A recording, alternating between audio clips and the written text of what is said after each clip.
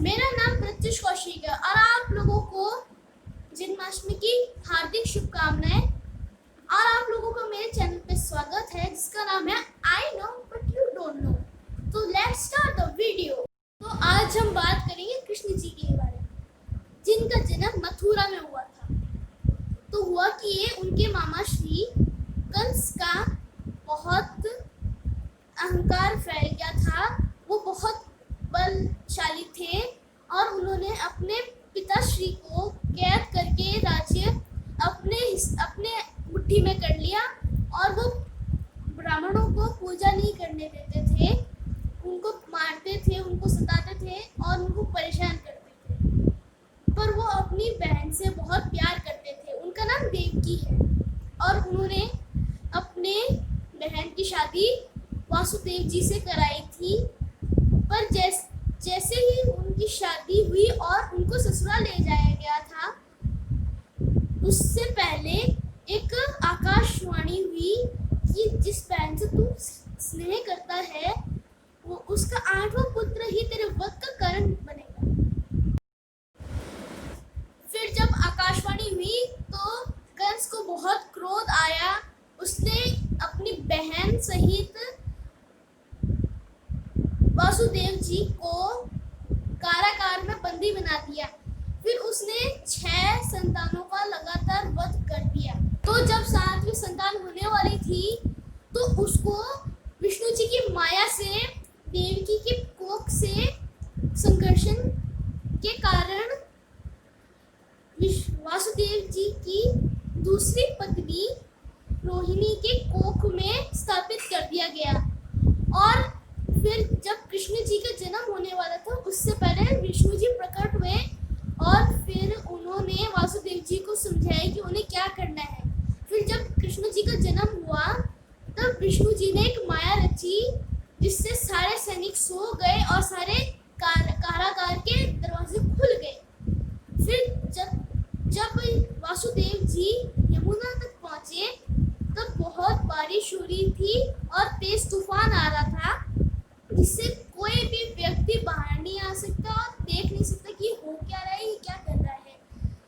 तो तब उस समय यमुना बहुत ऊपर तक लहरें उठा रही थी क्योंकि यमुना को श्री कृष्ण जी के चरण छूने थे।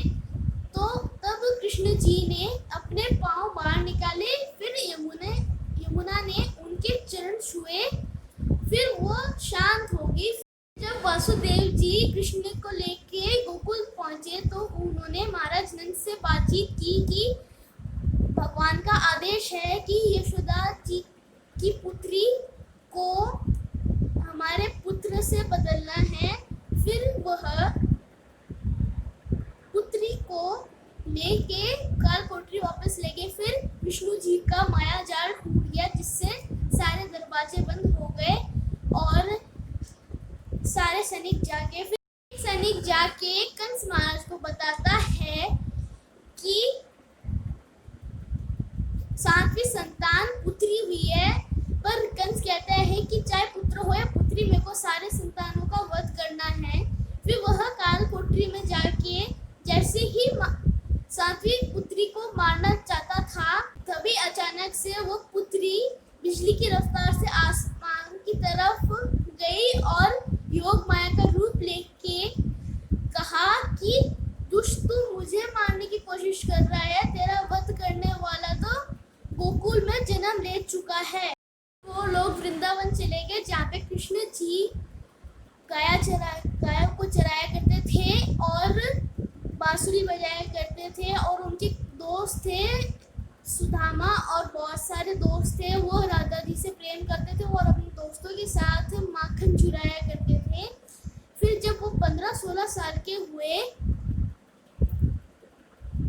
तब एक बार उन्होंने इंद्र जी का अहंकार तोड़ने के लिए गोवर्धन पर्वत को अपनी कृष्टि का उंगली से उठाया था जिससे इंद्र जी का अहंकार टूट गया और वह कृष्ण जी के चरणों पे आके उनसे क्षमा मांगने लग गए।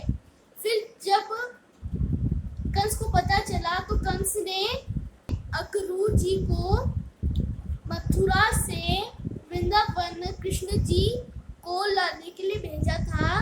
तो फिर कृष्ण जी और बलराम जी साथ में मथुरा गए, जहाँ पे एक बार कंस ने एक हाथी को दारू पिला के कृष्ण जी के पीछे छोड़ दिया था जब वह मथुरा घूम रहे थे, पर कृष्ण जी ने उस हाथी को मार गिराया।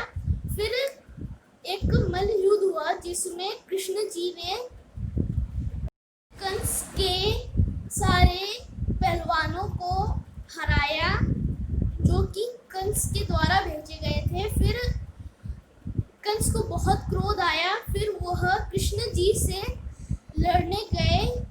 फिर उन्होंने कृष्ण जी को चुनौती दी। फिर कृष्ण जी ने उनको छाती पे मुक्का मार के धोबी पछाड़ दे के मार दिया। फिर उन्होंने अपने माताश्री देवकी और पिताश्री वासुदेव जी को वहां से आजाद कराया। फिर दोनों भाइयों ने अपने राज्य स्थापित किया मथुरा पे। फिर उन्होंने महाभारत जैसी महायुद्ध में पांडवों का साथ दिया और उनके सबसे प्रिय दोस्त अर्जुन थे, और अर्जुन को उन्होंने गीता का ज्ञान दिया। उन्होंने, क्योंकि अर्जुन बहुत डर रहे थे कि वो अपने स्वजनों को मारने वाले, तो कृष्ण जी ने उनको गीता का ज्ञान दिया। फिर पांडवों ने 100 के 100 कौरवों भाइयों को हरा के उनको मार दिया।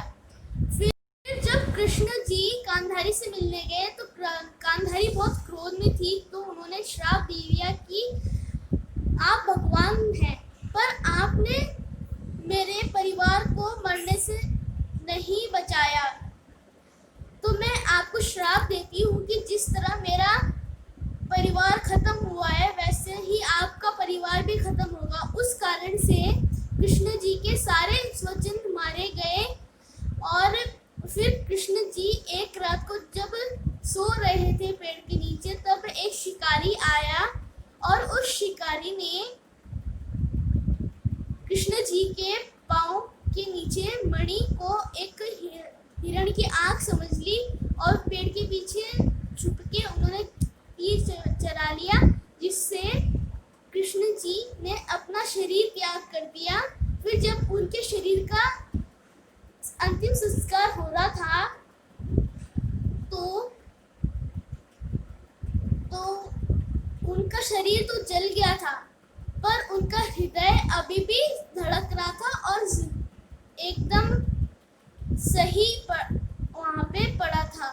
तो उसी समय एक राजा को ओडिशा में सपना आया भगवान का कि तुम मेरे बताए हुए एक मूर्तिकार को मेरे भाई बलराम, मेरी और मेरी बहन सुभद्रा की मूर्ति बनाने का आदेश देता हूँ। तुम्हें वो मूर्ति उसी मूर्तिकार से बनानी होगी जिसका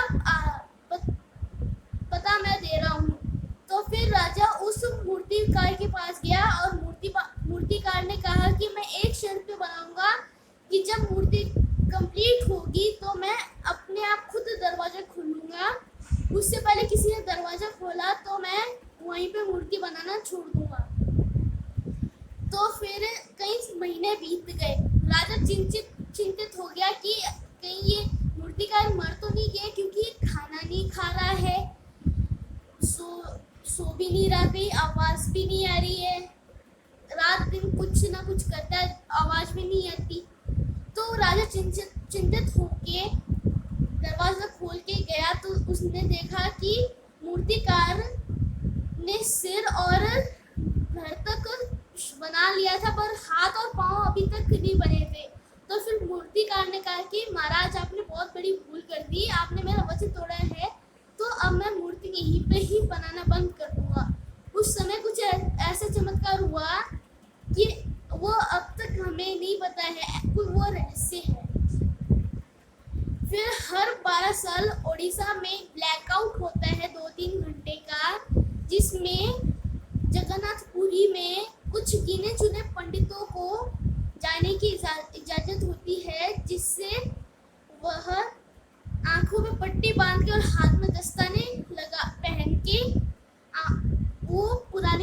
मिट्टी से हृदय निकाल के नई मूर्ति में रख देते हैं।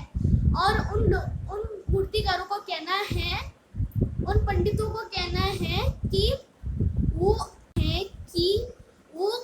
उनको ऐसा लगता है कि कोई धड़कती हुई चीज उनके हाथों में है, या फिर एक छोटा सा खरगोश है जो उछल रहा हो, जिसको वो देख नहीं सकते, छू नहीं सकते। तो यहीं पे हमारी वीडियो समाप्त होती है। प्लीज मेरे चैनल को सब्सक्राइब कीजिए, लाइक कीजिए, शेयर